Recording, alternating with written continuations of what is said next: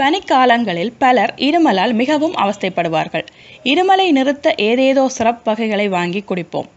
அவை சிறிது நேரத்திற்கு மட்டுமே இருமலை நிறுத்தி வைக்கும். பின்னர் மீண்டும் இருமல் ஆரம்பித்துவிடும். இதிலிருந்து விடுபட வீட்டில் உள்ள பொருட்களை வைத்தே சில கை வைத்தியங்கள் உள்ளன. பொடியாக நறுக்கிய சின்ன வெங்காயத்தை நன்கு அரைத்து சாறு எடுத்து கொள்ளுங்கள். அந்த சாற்றில் சிறிதளவு சர்க்கரை சேர்த்து பாகுபதம் வரும் வரை காய்ச்சி இறக்கி வையுங்கள்.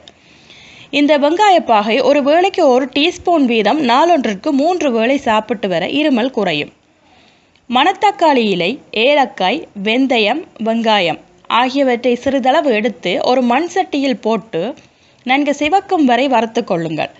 பின் அத்தோடு 1 லிட்டர் தண்ணீர் ஊற்றி 8 1 பங்கு லிட்டராக வரும் வரை சுண்டக்காய்ச்சி இறக்கி வையுங்கள். இந்த கஷாயத்தை தினமும் 3 வேளை 1 டேபிள் ஸ்பூன் வீதம் சாப்பிட்டு வர இருமல் விரைவில் குணமடையும். மேலும் இது போன்ற கை வைத்தியங்களுக்கு சேனலை சப்ஸ்கிரைப் பண்ணுங்க. நன்றி, வணக்கம்.